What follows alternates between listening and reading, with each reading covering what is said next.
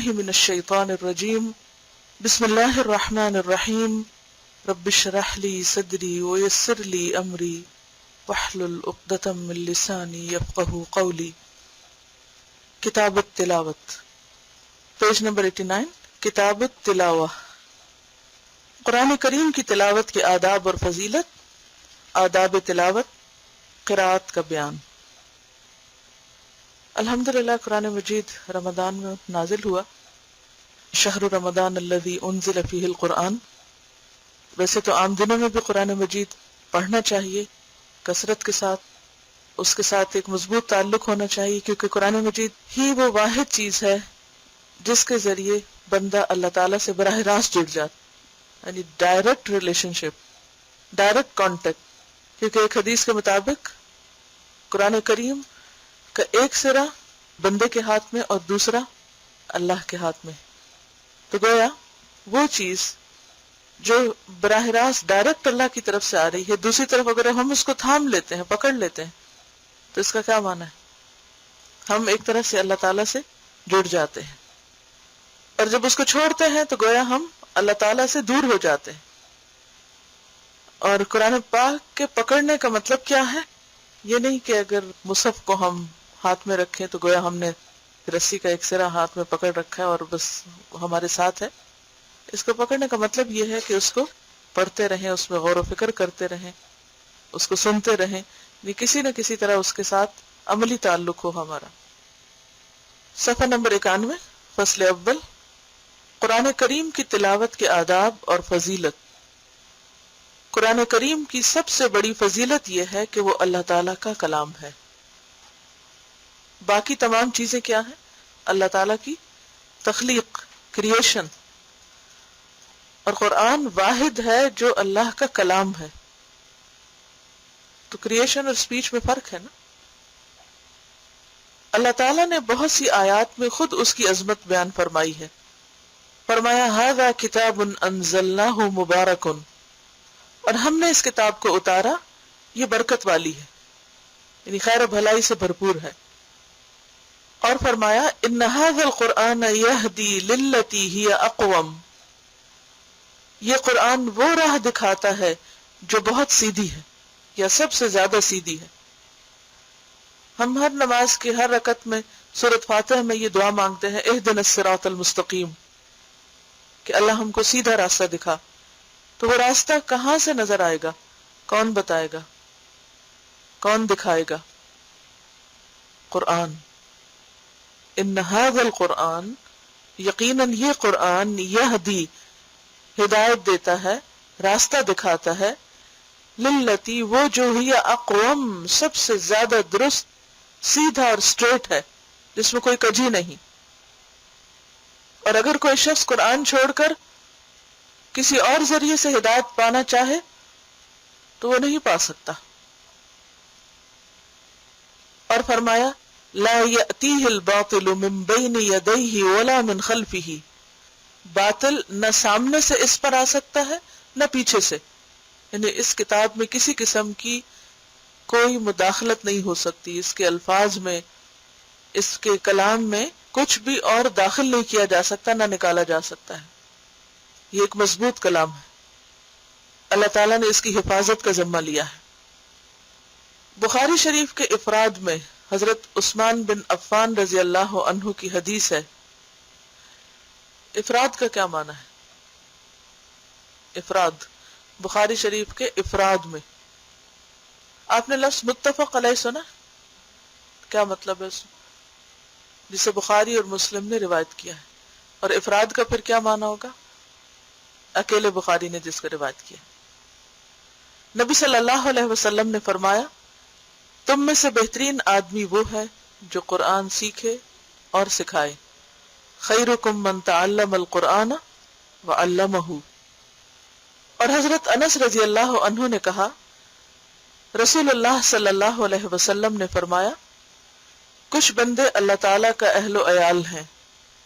کہا گیا اے اللہ کے رسول صلی اللہ علیہ وسلم وہ کون لوگ ہیں، یعنی جن کو اللہ نے اپنا اہل و عیال کہا ہے؟ تو فرمایا قرآن والے ہی اللہ کا اہل و عیال اور اس کے خاص بندے ہیں، اسے نسائی نے روایت کیا ہے اور حدیث صحیح ہے۔ اہل عیال کون ہوتا ہے؟ کس کو کہتے ہیں؟ فیملی کو۔ ویسے تو اللہ کا کوئی بیٹا نہیں، کوئی بیوی نہیں، کوئی رشتہ دار نہیں، لیکن قرآن والوں کو اللہ تعالیٰ نے اپنے فیملی کس اعتبار سے کہا ہے؟ ان کو عزت اور تشریف اور اعلی مقام دینے کے لیے۔ فیملی سے کیوں تشبیہ دی؟ کہ فیملی کیوں کہا؟ اہل و عیال کیوں کہا ہے؟ کلوز، کیونکہ انسان کے سب سے زیادہ قریب اس کے اہل و عیال ہوتے ہیں۔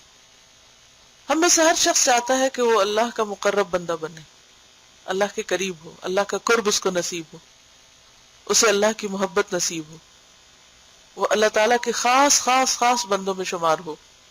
ہر ایک کا یہ شوق ہوتا ہے، لیکن وہ کون سا طریقہ ہے، وہ کون سا نسخہ ہے، وہ کیا ذریعہ ہے کہ ہم اس کے خاص بندے، کیونکہ اس حدیث کی وضاحت خود حدیث کے الفاظ میں ہے، اور اس کے خاص بندے، کیونکہ خاص بندے، اسپیشل پیپل، قریب ترین لوگ انسان کے لیے کون ہوتے؟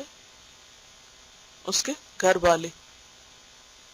اور پھر اللہ تعالیٰ جب کسی کو اپنا اہل کہتا ہے تو اس کا مطلب یہ کہ وہ میرا خاص چنا ہوا بندہ ہے، قریب ترین ہے۔ وہ لوگ جو اس کو بہت پہچانتے ہیں، اور اللہ کی پہچان کہاں سے ہو سکتی؟ اس کے کلام کے ذریعے۔ اس کو اس طرح بھی سمجھ سکتے ہیں کہ کسی کو بھی اگر آپ سمجھنا چاہیں تو صرف اس کی شکل و صورت سے نہیں سمجھ سکتے۔ جیسے شیخ سعدی نے کہا نا کہ انسان کے عیب و ہنر چھپے رہتے ہیں جب تک وہ خاموش رہتا ہے، اور جب وہ بولتا ہے، جب وہ بات کرتا ہے تو اس کی خوبیاں اور خامیاں کھل کے سامنے آ جاتی ہیں۔ تو کسی انسان کو بھی پرکھنے کا ذریعہ کیا ہے؟ اس کا کلام، اس کی بات، اس کی گفتگو، اس کی گفتگو کا انداز۔ تو اللہ تعالیٰ کی معرفت، اللہ تعالیٰ کی پہچان کس طرح ہو سکتی ہے؟ یعنی ویسے تو کائنات کی مختلف نشانیاں ہیں، بہت سی جو اس کی کریشن، اس کو دیکھ کر بھی اللہ کی پہچان ہوتی، لیکن جو پہچان قرآن کے ذریعے سے ہوتی ہے، اس کے کلام کے ذریعے سے ہوتی ہے، وہ کسی بھی دوسرے ذریعے سے نہیں ہو سکتی۔ نہ آپ کی عقل، نہ آپ کے انٹیلیجنس، آپ کی سمجھ بوجھ، آپ کے دنیاوی علوم، علم، کائنات میں گہرا غور و فکر، یہ سب چیزیں اپنی جگہ ہیں، لیکن سب سے بہترین ذریعہ اللہ کی پہچان کا اللہ کا کلام ہے، اور یہی اس سے قرب کا ذریعہ ہے۔ ایک اور حدیث میں ہے کہ نبی صلی اللہ علیہ وسلم نے فرمایا اللہ اس دل کو عذاب نہ کرے گا جس نے قرآن کو یاد رکھا، لیکن حدیث ضعیف ہے۔ اگرچہ ہم دیکھیں کہ معنی کے اعتبار سے بات میں ایک سینس ضرور ہے، یعنی اسے ہم نبی صلی اللہ علیہ وسلم سے منسوب نہیں کر سکتے، لیکن اگر اسے ویسے ایک بات کے طور پر لیں کہ وہ دل جس میں قرآن محفوظ ہو، کیونکہ قرآن کہاں اتارا گیا؟ دل پر، اور جب ہم اسے یاد کرتے ہیں، اسے غور و فکر کرتے ہیں، پڑھتے ہیں، سمجھتے ہیں، تو سب سے زیادہ کیا چیز انوالو ہوتی؟ دل۔ تو وہ دل اللہ کے قریب ہوتا ہے، اللہ تعالیٰ کی رحمت تلے ہوتا ہے، جس دل میں قرآن کی محبت ہوتی ہے، اور جس دل میں قرآن محفوظ ہوتا ہے، اور جس پر قرآن ایک طرح سے نازل ہوتا ہے۔ یعنی نازل ہونے کا مطلب وحی کا نازل ہونا نہیں ہے، نازل ہونے کا مطلب اس کے معانی کا انکشاف ہے، اور اس کے اندر غور و فکر کی صلاحیت ہے۔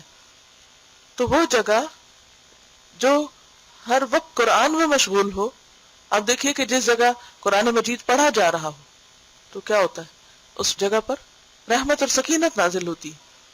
حدیث میں آتا ہے نا، مجتمع قوم فی بیت من بیوت اللہ یتلون کتاب اللہ ویتدارسونہ بینہم الا ونزلت علیہم السکینہ وغشیتہم الرحمہ وحفتہم الملائکہ، کہ جب بھی کچھ لوگ اللہ کے گھروں میں سے کسی گھر میں اکٹھے ہو کر کیا کرتے ہیں؟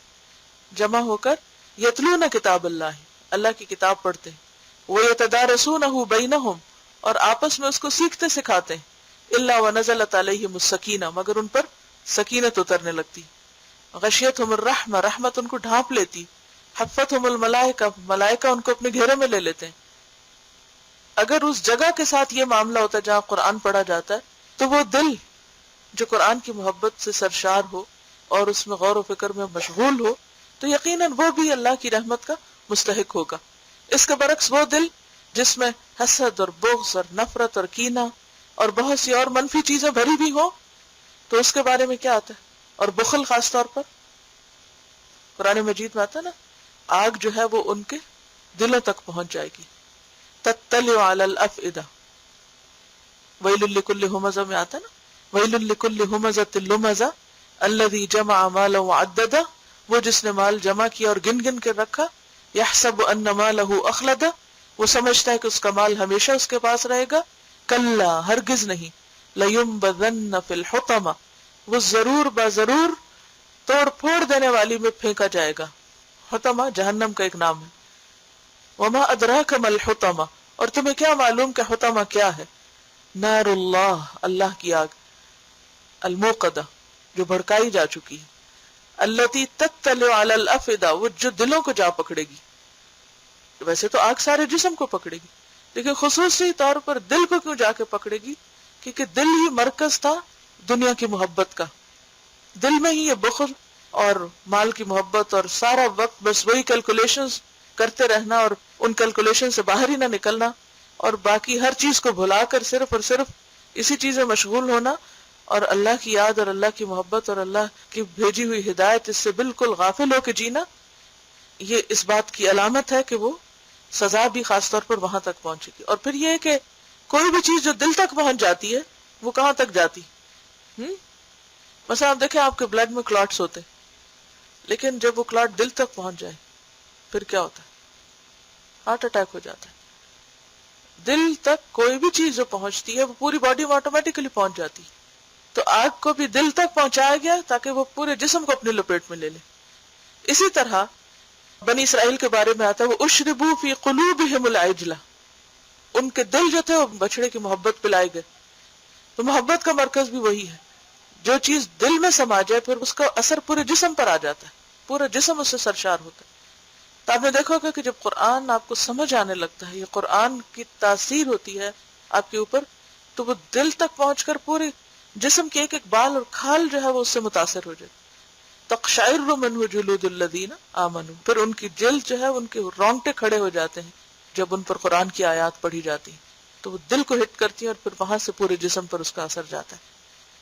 اور ابن عمر رضی اللہ عنہما نے کہا کہ نبی صلی اللہ علیہ وسلم نے فرمایا، قرآن والے سے کہا جائے گا پڑھتا جا اور چڑھتا جا، یعنی اوپر اوپر جاتے جاؤ، اور ترتیل سے پڑھ.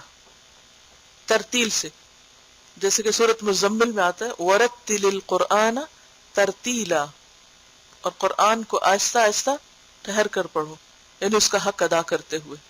ایسا نہ پڑھو کہ آدھے حرف پڑھے جائیں اور آدھے نہیں، یعنی یتلونہ حق تلاوتہ، تلاوت کا حق ادا کرتے ہوئے پڑھنا چاہیے، جیسا کہ تو دنیا میں پڑھا کرتا تھا. اور اگر کوئی دنیا میں ترتیل سے نہیں پڑھتا اور درست نہیں پڑھتا تو پھر کیا ہے؟ وہ قیامت کے دن اچانک ہی کہیں سے ترتیل شروع کر دے گا؟ نہیں. جو کچھ آپ یہاں کرتے ہیں، جس چیز پر آپ کا خاتمہ ہوگا، آپ کی کل یعنی آخرت کا آغاز وہیں سے ہوگا. ویسے ہی آپ اٹھیں گے، وہی کچھ کریں گے جو یہاں کر رہے ہیں، کیونکہ آخرت دراصل کیا ہے؟ تصویر کا دوسرا رخ. مثلا پیپر پہ آپ کچھ لکھتے ہیں، جیسے یہ لکھا ہوا ہے، تو دوسری طرف کیا نظر آئے گا؟ وہی جو اس طرف لکھا ہوا. تو آج آپ دنیا کی اپنی زندگی کی کتاب میں اس طرف لکھ رہے ہیں، کل آپ کو بعین ہی وہی چیز نظر آئے گی، وہ تبدیل نہیں ہوگی کہ وہاں جا کے وہ کچھ اور بن جائے. تو جیسی کتاب ہم اپنی وہاں دیکھنا چاہتے ہیں ویسی ہی یہاں لکھنی ہوگی، ویسی ہی بنانی ہوگی. تو اسے کہا جائے گا کہ پڑھتا جا اور چڑھتا جا، اور ترتیل سے پڑھ جیسا کہ تو دنیا میں پڑھا کرتا تھا. یعنی صرف اتنا نہیں کہا کہ تو ترتیل سے پڑھ، بلکہ ساتھ ہی کہا جیسا تو وہاں پڑھتا تھا. یہ ایسے ہی ہے جیسے ہم بعض اوقات کسی سے کہتے ہیں نا، اچھا تم قرآن سناؤ، اچھا وہ جو سورت فلاں جگہ سنائی تھی نا، جیسے سنائی تھی ویسے ہی اب سناؤ. کیوں کہتے ہیں؟ کیونکہ وہ پسندیدہ حالت ہوتی ہے. تو اسی طرح اللہ تعالیٰ کسی آواز پر اتنا کان نہیں دھرتا جتنا نبی کی اس آواز پر جو وہ قرآن کو خوش الحانی کے ساتھ پڑھتا. تو اگرچہ اس حدیث میں نبی کے الفاظ استعمال ہوئے ہیں، لیکن نبی کے بعد بھی جو لوگ خوبصورتی کے ساتھ قرآن پڑھتے ہیں تو اپنی خوبصورت آوازوں اور اپنے خوبصورت انداز کے ذریعے اللہ کی رحمت کو متوجہ کرتے ہیں. تو اسے وہاں بھی کہا جائے گا جیسے خوبصورت تم دنیا میں پڑھتے تھے، جتنا اہتمام تم اس کے ساتھ دنیا میں کرتے تھے، ویسے ہی اب پڑھو، ویسا ہی شروع کرو دوبارہ. تیری منزل وہاں ہے جہاں تجھے تیری آخری آیت کی قرات پہنچا دے. یعنی تمہارا مقام اتنا ہی بلند ہوگا. آپ نے کبھی دیکھا ہوگا مختلف چیزوں کا جب گراف بنتا ہے تو اس میں بعض اوقات کمپیریزن ہوتا ہے، مثلا ایئرلی مختلف چیزوں کی پروڈکشن یا مختلف چیزوں کی پروگرس کا جب گراف بناتے ہیں تو مثلا 2005 میں گراف اتنا ہے، پھر 6 میں اتنا تھا، 7 میں اتنا تھا. تو آپ نے دیکھا ہوگا کہ جتنی کوئی محنت یا کوشش کرتا ہے اس کے مطابق ہی اس کا گراف اونچا جاتا ہے.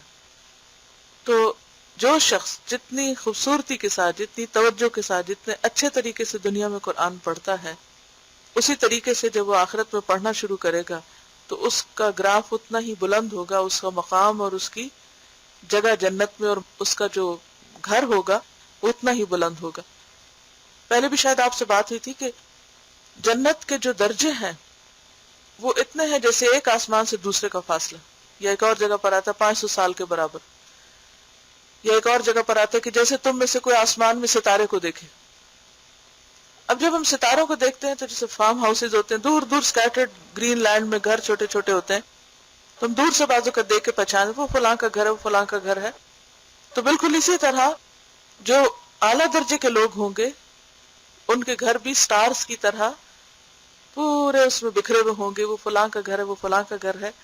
اور کس کا کتنا بلند ہے اسی اعتبار سے ہوگا جتنا اس کا قرآن کے ساتھ تعلق ہے. اگرچہ یہ نہیں کہ صرف قرآن ہی ذریعہ ہے بلند مقام حاصل کرنے کا، لیکن قرآن ایک بہترین اور سب سے اچھا ذریعہ ہے. اگرچہ صدقہ خیرات اور نمازوں میں بہت اہتمام کرنا اور دیگر عبادات میں بہترین اہتمام بھی انسان کے درجوں کی بلندی کا باعث بنے گا، لیکن خصوصی طور پر جو نص سے ہمیں دلیل ملتی ہے وہ قرآن کی قرات ہے. لیکن ہم میں سے کتنے لوگ ہیں کہ جو اپنی قرات کو درست کرنے کے لیے سچے دل سے محنت کرتے ہیں، کہتے اچھا کر لیں گے، پڑھ لیں گے، لیکن یاد رکھیے کہ یہ چیز کبھی بھی آرزو اور تمناؤں سے نہیں آتی. اس کے لیے سخت محنت کی ضرورت ہوتی، شدید کوشش کی ضرورت ہے. یہ نہیں ہو سکتا کہ ایک دفعہ آپ بیٹھ کے کسی سے ایک دفعہ پڑھ لیں یا کوئی اچھی قرات سن لیں اور آٹومیٹکلی آپ کی قرات خود اچھی ہو جائے گی. نہیں، اس کے لیے آپ کو توجہ دینی پڑے گی. دنیا میں بھی اگر آپ کوئی باغ لگاتے ہیں تو توجہ نہ دیں تو وہ سوکھ جاتا ہے. اسی طرح قرآن کی ہر آیت ایک درخت کی طرح ہے، تو اگر آپ اس کو توجہ نہیں دیں گے تو درخت سوکھ جائیں گے. تو ہر آیت الگ الگ اپنا حق مانگتی. اور obviously یہ حدیث خاص طور پر حافظ قرآن کے لیے بھی ہے، کیونکہ باقی لوگ شاید مصحف دیکھ کے بھی پڑھنے کی اجازت ملے، لیکن جو obviously سمجھ آتی ہے بات وہ یہی ہے کہ انسان کو ویسے ہی پڑھنے کے لیے کہا جائے کہ جیسے دنیا میں پڑھتے تھے، کہ جیسے پڑھتے تھے ویسے پڑھو. تو اگر زبانی پڑھتے تھے زبانی پڑھو، اور شاید دیکھ کے پڑھتے تھے، لیکن اصل جو فوکس ہے وہ قرآن کے طریقہ قرات پر ہے کہ کس انداز سے پڑھتے ہو تم. حضرت بریدہ نبی صلی اللہ علیہ وسلم سے روایت کرتے ہیں کہ آپ صلی اللہ علیہ وسلم نے فرمایا، قیامت کے دن قرآن اپنے ساتھی کو ملے گا. کون ساتھی؟ کون دوست؟ صاحب قرآن، جو قرآن پڑھتا تھا. کیونکہ قبر میں قرآن ایک دوست کی طرح ہوگا انسان کے ساتھ. تو قیامت کے دن بھی قرآن اپنے ساتھی کو ملے گا، جبکہ وہ قبر سے کمزور اور زرد رنگ نکلے گا. یعنی قبر سے جب اٹھایا جائے گا تو وہ کمزور، ویک، زرد رنگ کا ہوگا. وہ کیوں؟ انسان قبر سے نکل کے ایسا کیوں ہوگا؟ اور یہ بھی حسن حدیث ہے، مسند احمد کی روایت ہے. یہ بیسیکلی قیامت کے دن قبروں سے جب لوگ نکلیں گے تو صاحب قرآن جب اٹھے گا تو کمزور ہوگا، زرد رنگ کا ہوگا. کیوں؟ قبر میں رہنے کی وجہ سے یا کسی اور وجہ سے؟ خوف سے اور دنیا میں قرآن پڑھنے کی وجہ سے، قرآن کے ساتھ گہرا تعلق رکھنے کی وجہ سے جو اس کی حالت ہو گئی تھی اس کے ساتھ ہی وہ فوت ہوا، اسی حال پہ دفن ہوا، اسی طرح اٹھے گا. قرآن پاک میں منافقین کی صفت کیا آتی؟ اذا رأیتہم تعجبک اجسامہم، جب تم انہیں دیکھو تو ان کے جسم تمہیں بہت متاثر کریں، کیونکہ ان کی ساری توجہ کس پر ہے؟ جسموں کی طرف. اور بات یہ ہے کہ اگر آپ کسی فٹنس پروگرام میں شریک ہو جائیں تو پھر آپ کسی اور چیز کی طرف توجہ نہیں کر سکتے، اور اگر آپ قرآن پروگرام میں شریک ہو جائیں تو پھر جسم متاثر ہوتے ہیں. اور کثرت قرات جو ہے یا قرآن کے ساتھ جو مشغولیت ہے وہ بہرحال انسان کو کیونکہ قرآن وہ کلام ہے جو پہاڑ پہ اتارا جاتا تو کیا ہوتا؟ لو انزلنا هذا القرآن على جبل لرأيته خاشعا متصدعا من خشية الله. اگر ہم یہ قرآن پہاڑ پر اتارتے تو تم دیکھتے کہ پہاڑ اللہ کی خشیت سے دب جاتا، ٹکڑے ٹکڑے ہو جاتا، خاشع خشوع سے جھک جاتا، دب جاتا، یعنی بیٹھ جاتا. اس کی وہ جو اونچائی ہے نا، وہ جو چوٹی اٹھی ہوئی ہے، وہ اٹھی ہوئی چوٹی نہ رہتی بلکہ کیا ہوتی؟ دب جاتی. یعنی اتنی اس کے اندر تواضع آ جاتی. پہاڑ اصل میں ایک گرینڈر اور ایک تکبر کی علامت بھی ہے نا، کہ جب قرآن پاک میں تکبر والی چال کا ذکر آتا ہے تو وہاں پر آتا ہے انک لن تخرق الارض ولن تبلغ الجبال طولا. تم پہاڑوں کی بلندی کو نہیں پہنچ سکتے. تو وہ پہاڑوں کی جو اونچائی اور بلندی ہے ایک سمبل بھی ہے اونچا ہونے کا. تو پہاڑ بھی قرآن کی وجہ سے کیا ہو جاتے؟ ان کا تکبر اور ان کی اونچائی اور بڑائی ختم ہو جاتی، بیٹھ جاتے. اور صرف بیٹھتے ہی نا، متصدعاً ٹکڑے ٹکڑے ہوتے. اگر آپ نے کبھی کوئی سین دیکھا ہو ڈائنامائٹ سے پہاڑ کو توڑنے کا، تو آپ دیکھیں کہ چھوٹی چھوٹی اس کی جو کرچیاں ہوتی ہیں نا، وہ یوں اڑ رہی ہوتی ہیں دھول بن کے. اور کیا انسان متاثر نہ ہوگا؟ آپ نے دیکھا ہوگا کہ جب بچے حفظ کر رہے ہوتے ہیں یا جو لوگ واقعی قرآن کے ساتھ تعلق رکھے ہوئے ہوتے ہیں اور حقیقی معنوں میں، کیونکہ انما یخشی اللہ من عبادہ العلماء، اگر قرآن دل میں جاتا ہے نا، اندر اترتا ہے تو ضرور متاثر کرتا ہے. لازمی طور پر انسان کے اندر عاجزی آتی، اور اگر وہ دل میں نہ جائے، اوپر اوپر رہے، تو پھر وہ انسان کی شان تو بلند رہے گی مگر اس کے اندر یہ خصوصیت نہیں آ سکتی. تو یہ کوئی معمولی کتاب نہیں ہے، کوئی معمولی کلام نہیں ہے. اس کو اٹھانا اور اس کو محفوظ کرنا اور اس کا حق ادا کرنا انسان کی انرجی لیتا ہے. تو قیامت کے دن جب قبر سے اٹھے گا انسان زرد رنگ کا ملگجے حال والا، تو پھر کیا ہوگا؟ قرآن فوراً آ جائے گا ملاقات کے لیے. سوچیے، اور کہے گا کیا تو مجھے پہچانتا ہے؟ مجھے جانتے ہو؟ پہچانو میں کون ہوں. ایسا کب ہوتا ہے؟ جب آپ کو کوئی بچھڑا ہوا دوست بہت عرصے کے بعد ملے، مثلا بچپن کے دوست اب اگر آپ کو ملے، جیسے اگر آپ کی 40-50 عمر ہو گئی ہے، اسکول کے کالج کے، تو سب کے حلیے بدلے ہوئے ہوتے ہیں نا، سب کی شکلوں میں کچھ نہ کچھ فرق آ چکا ہوتا ہے، فٹنس ہر چیز بدل چکی ہوتی ہے. تو پھر کیا کہتے ہیں؟ پہچانتے ہو مجھے؟ کون ہوں میں؟ وہی تمہارا وہ ساتھی جو فلاں جگہ تمہارے ساتھ پڑا تھا.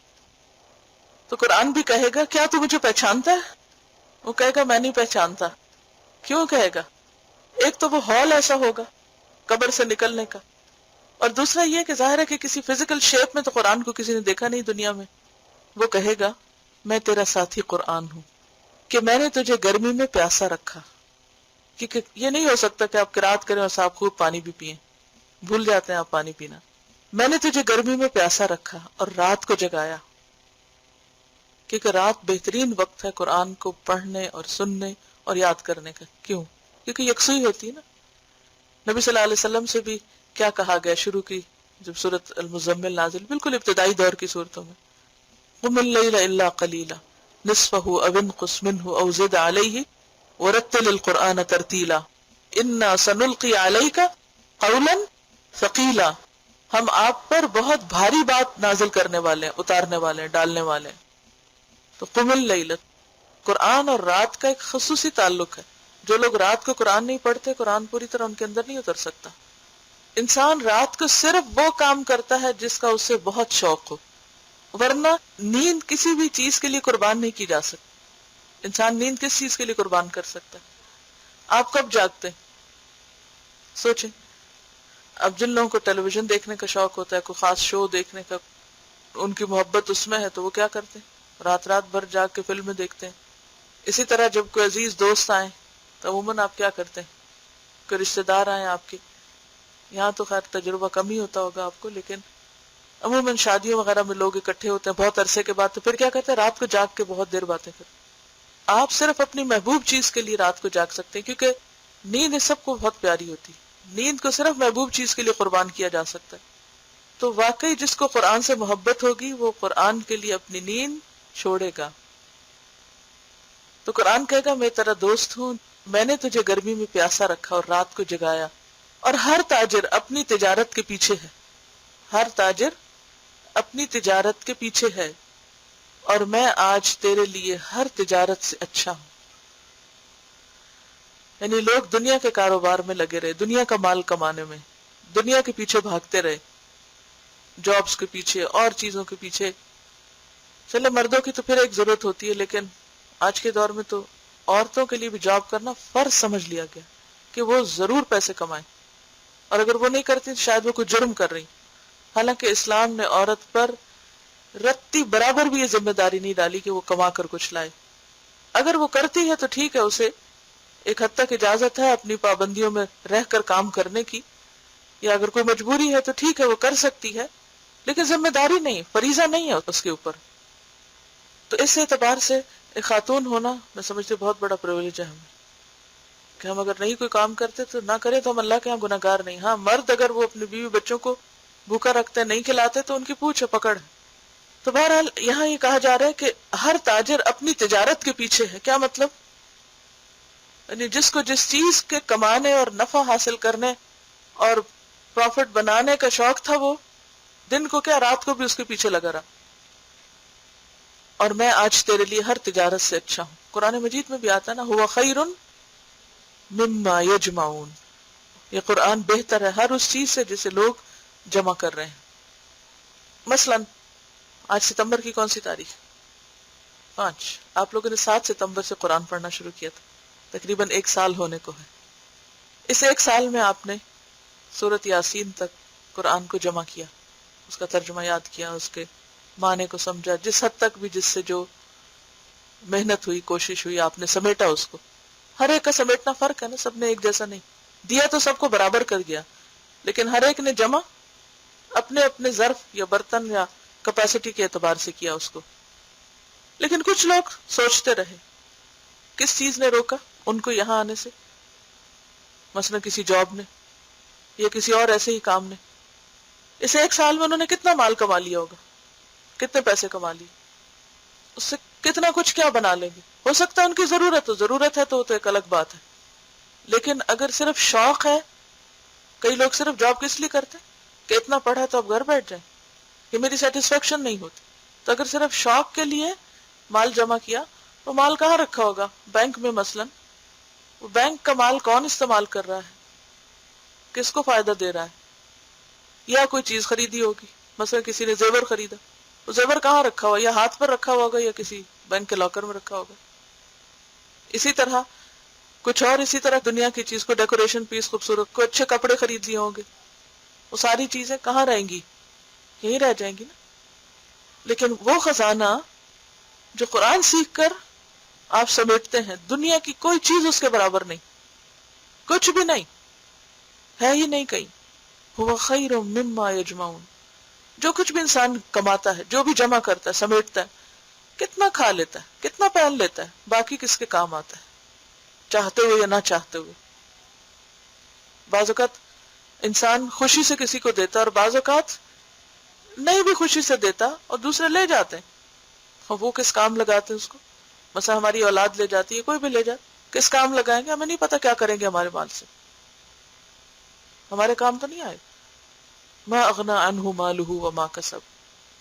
اگر نیت درست نہیں، مقصد درست نہیں، تو کمایا ہوا مال بھی کام نہیں آئے گا، سب کچھ یہیں رہ جائے گا. تو وہ کہے گا ہر تاجر اپنی تجارت کے پیچھے ہے اور میں آج تیرے لیے ہر تجارت سے اچھا ہوں. پھر اس کے دائیں ہاتھ میں اختیار دیا جائے گا.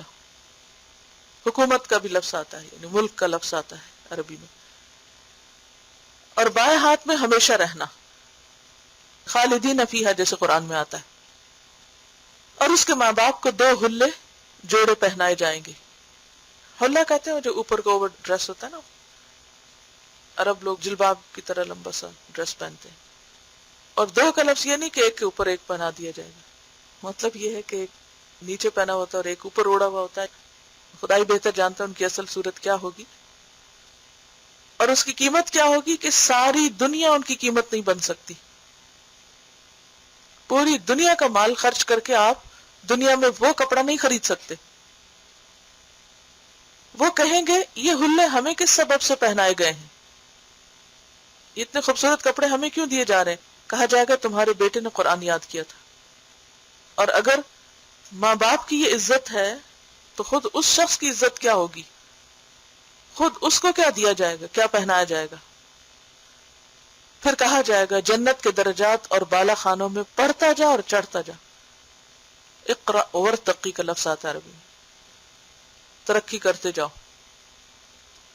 وہ جب تک پڑھتا رہے گا چڑھتا رہے گا، خواہ تیزی سے پڑھے یا آہستہ، جیسے چاہے پڑھے، جتنی دیر چاہے لگائے، انجوائے کرے. ابن مسعود رضی اللہ عنہ نے کہا قرآن والے کو چاہیے کہ وہ اپنی رات کو پہچانے جبکہ لوگ سوئے ہوئے ہوں، اور اپنے دن کو جبکہ لوگ کھانا کھائیں، اور اپنے غم کو جبکہ لوگ خوش ہوں، اور اپنے رونے کو جبکہ لوگ ہنسیں، اور اپنی خاموشی کو جبکہ لوگ باتیں کریں، اور اپنے خشوع کو جبکہ لوگ تکبر کریں. کیا مطلب ہے اس کا؟ وہ اپنی رات کو پہچانے جبکہ لوگ سوئے ہوئے ہوں. رات کو پہچاننے کا مطلب کیا ہے؟ یعنی اس کی قدر و قیمت جانے کہ لوگ سو سو کر غفلت میں گزار رہے ہیں، کیونکہ جن کی زندگی میں کوئی مقصد نہیں ہوتا، کوئی پیشن نہیں ہوتا، انہیں سونے کا بہت شوق ہوتا ہے. وہ سو کر پھر سوتے ہیں، پھر سوتے ہیں. قرآن والے کے آس پاس لوگ سوئے پڑے، لیکن ان کے آس پاس لوگ سوئے ہوئے بھی ہوں تو وہ خود کیا کرتے؟ وہ ان کے طریقے پہ نہیں چلتے، وہ اس پہ حسرت نہیں کرتے ہائے کتنے خوش قسمت یہ سو رہے ہیں اور میں کس مصیبت میں ہوں، سب آرام کر رہے ہیں اور مجھے پڑھنا پڑ رہا ہے. نہیں، وہ اپنی رات کو پہچانے، یعنی رات کی قدر و قیمت پہچانے کہ جب وہ زیادہ بہتر طور پر پڑھ سکتا ہے، اور اپنے دن کو جب کہ لوگ کھانا کھائیں. آج کل چونکہ رمضان ہے تو لمیٹڈ ٹائم ہوتا ہے نا کھانا کھانے کے لیے بھی اور سمیٹنے کے لیے بھی. اور آج سحری کے وقت جب سحری کے بعد چیزیں سمیٹ رہی تھی میں تو میں یہ سوچ رہی تھی کہ پہلے دن کی سحری کے مقابلے میں آج زیادہ جلدی سب کچھ سمٹ گیا. وجہ کیا ہے؟ آہستہ آہستہ ہر چیز کٹ ڈاؤن ہو رہی ہے. ہم کیا کرتے ہیں کہ ایک کھانا ہوتا ہے تو اس کے ساتھ لوازمات جو ہیں ہمارے وہ جتنے زیادہ ہوتے ہیں اتنے برتن زیادہ ہوتے ہیں، اتنا ان کو اٹھانے اور رکھنے میں وقت زیادہ لگتا ہے. جب وہ ایک ایک لوازمات کٹ ڈاؤن ہوتے ہیں کہ ٹائم نہیں ہے، اس کو بھی نکالو، اس کو بھی نکالو، اس کو بھی نکالو، اور ایک لمیٹڈ ٹائم میں کیا کھا سکتے ہیں آپ؟ کہ جب آپ زیادہ پکا لیں تو آپ کو کھانے کے لیے تو پھر ایک لمبا ٹائم چاہیے نا، یا اس کو لگانے کے لیے، رکھنے کے لیے، پھر لگانے کے بعد اٹھانے کے لیے. تو میں سوچ رہی تھی کہ زندگی کا زیادہ وقت اور ایک بڑا حصہ خصوصاً خواتین کا، لیکن لوازمات ضرورت نہیں ہے، وہ ہمارے اپنی بڑھائی ہوئی چیزیں. جتنی وہ بڑھتی اتنے برتن بڑھتے، اتنا دھونا بڑھتا، اتنا اٹھانا اور ان کا رکھنا، اتنا ہی پھر آپ تھک جاتے. پھر تھکنے کے بعد آپ کے پاس وقت ہے کہ آپ بیٹھ کے آپ قرآن کی